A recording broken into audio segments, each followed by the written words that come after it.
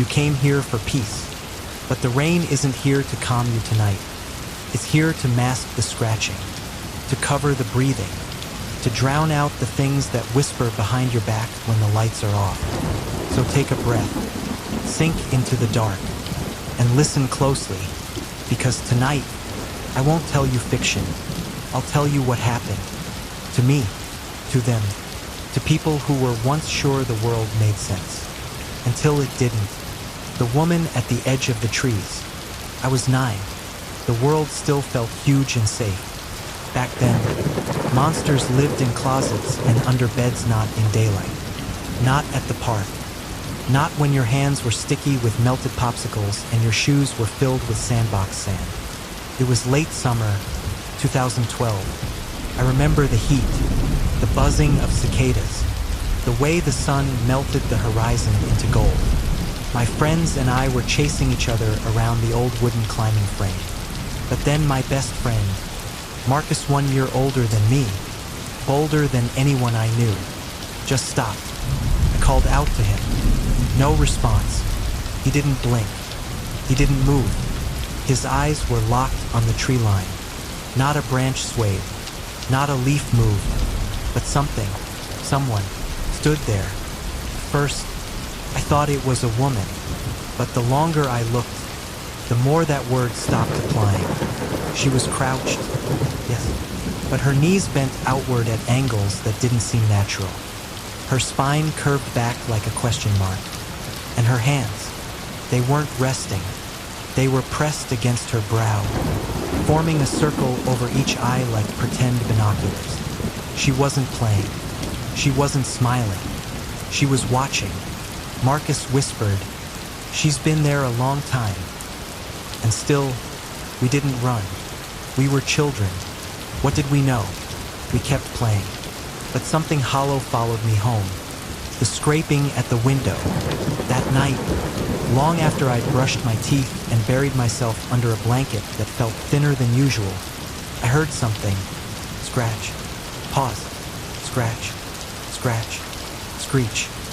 First, I thought it was a branch, but my window faced nothing but sky. No trees, no balcony, no way anyone or anything could reach it. I lay there frozen. Every hair on my arms stood up. Then, against all logic, I stood up on the bed and peeked out the window and saw her, the crouched thing, the hands to eyes thing. But this time, her hands weren't near her face. They were gripping the outer window frame, 18 feet off the ground. Her eyes were dead. No light, no reflection. Just 2 sunken holes in a face that looked stretched thin and half-starved. Then she opened her mouth, and I swear to you, it opened too wide. Like her jaw didn't stop where it was supposed to. I could see the back of her throat. Then she bit the glass. Clink, crack, thud. She slammed her forehead against the window. Once, twice, 3 times. That was enough. I ran screaming to my parents. My dad grabbed his bat. My mom called the police. When they arrived, they found broken glass. But no woman, no prints, no sign anyone had been there. But I know what I saw. And the cameras my dad installed the next day, they never caught her. Not once. Years passed. The woman didn't return. At least, not in the same way. By the time I was 13, I had become familiar with a different kind of terror. The quiet kind. The kind that creeps in when the world goes still and your own heartbeat becomes deafening. I used to sleep in my brother's room when I felt anxious. He had a big, old recliner next to his bed. It smelled like dust and cheap cologne, but it felt safe. He would fall asleep fast headphones in, snoring like a freight train. Me, I stayed up, eyes wide, listening, and one night, I heard it. Scratch, scratch, tap, tap, slide. But it wasn't from the window. It came from the back of the chair, from inside the room. I froze. My arms were on the armrests, hands clenched, breath shallow. My eyes darted toward my brother's bed. He stirred in 7 and kept snoring. I wanted to call out, but my voice had abandoned me.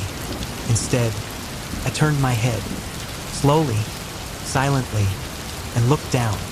There, draped across the right armrest, were fingers, not mine, not my brother's. 7 of them, 3 on one side, 4 on the other, thin, long, wrong. Some of them looked mismatched, like they didn't all belong to the same hand, or the same person. I began to count them, just to anchor myself to something. 1, 2, 3, 4. Then one of the fingers moved. Deliberately, it slid itself behind the chair, hiding, like it didn't want me to see it, like it was playing. I didn't scream, didn't cry. I just counted the rest. 5, 6, 7. Still there, still twitching. And then something breathed against the back of my neck. A low, cold exhale. Not from a vent, not from me. That was the first time I passed out from fear. The dream that didn't end. After that night, I stopped sleeping in his room. But the nightmares didn't care. They followed me. One in particular stayed with me. It always started the same. I'd wake up in my room. Everything looked normal, same blanket, same half-folded laundry at the foot of the bed. But when I turned over, she was sitting there, the woman, except this time, she wasn't outside. She was on the mattress, bent backward, spider-like, arms and legs twisted beneath her, eyes unblinking. She began to count, not aloud, just with her fingers. 1, 2, 3, 4, 5. Then she would look up at me and smile, a smile that didn't stop at her cheeks, and reach for her mouth. She would pluck out a finger from her own hand and add it to the pile. 7, 8, 9. I screamed, but no sound would come. I tried to move, but my body felt pinned, like nailed to the bed. And then she'd crawl, fast, faster than anything that bends like that should move.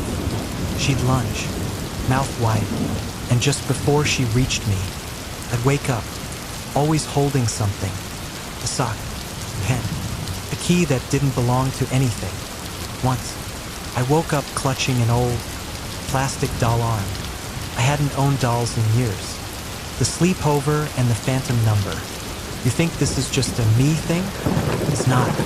My friend Courtney had it too. It started during our weekend sleepovers.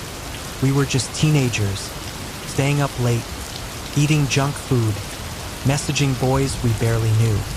You know, normal stuff. Until one night, her phone lit up. Unknown number. The first text read, "I know everything about you." We laughed, blocked it, thought it was just some loser playing a prank. Then the next message came. "What are you both wearing?" We hadn't posted photos. We weren't near any windows. And yet the description was perfect right down to the strawberry scrunchie in my hair. Courtney went pale. She whispered, "Ask it something no one knows. Something only I would know." So I did. I typed, "What's her middle name?" It replied instantly, "CBN." Those were her initials.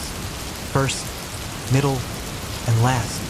Information she never told anyone online. Not even me until that night. She locked the phone, deleted every app.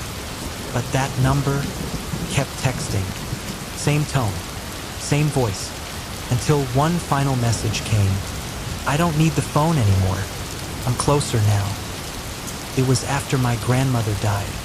The house still smelled like old books, lavender, and wood polish. Our family had gathered for the funeral. A sad occasion, sure, but with so many cousins under one roof, still felt alive. I was one of the oldest, so the task of keeping the little ones entertained naturally fell to me. We played tag, hide and seek, classic. Someone suggested we take the game into the basement. Dim light, cold cement floor. Shadows so thick they looked like they might breathe. Perfect. The kids ran down first. I came last, chuckling to myself, already planning my hiding spot. I found a great place behind some old wooden crates and a stack of folded chairs. Dark, tight, uncomfortable, perfect. Then, someone turned off the light. Total blackness. I stayed still, holding my breath, thinking it was part of the game, until I realized it had been 15 minutes, maybe more. No running, no yelling, no footsteps, just silence, and my own breath, growing louder by the second. I reached for my phone dead. Typical. I started to crawl out. That's when I heard it. A soft giggle came from the corner. Not childish, not playful. It sounded like someone trying to mimic what laughter is supposed to be, but failing. And then, a whisper, faint, almost loving. Let them stay. I stood up too fast, smacked my head on the overhead pipe, and stumbled toward the stairs.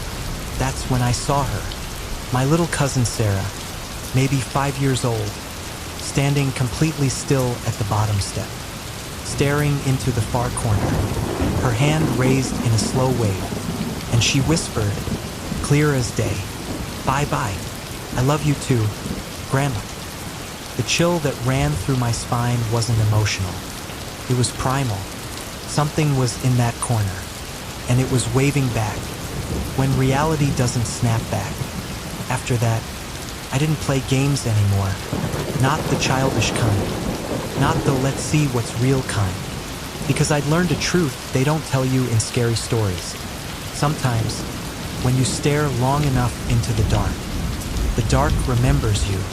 And sometimes, it visits again. In a hallway, in a phone screen, in a mirror that shows too much. Years later, I moved far away. New city, new apartment. I changed everything. Until one night, I woke up at 3:47 a.m. There was a soft tapping at my window. I live on the 8th floor. I sat up, heart pounding, expecting a dream. Then came the sound. That sound. Screech, scrape, tap, tap, tap. And just like that, I knew. Some stories don't end. Some things don't let go, especially when they know you're still listening. So now, I say to you, don't look out your window tonight. Don't check under the bed. And whatever you do, don't wave back, because she remembers. And now, so do you.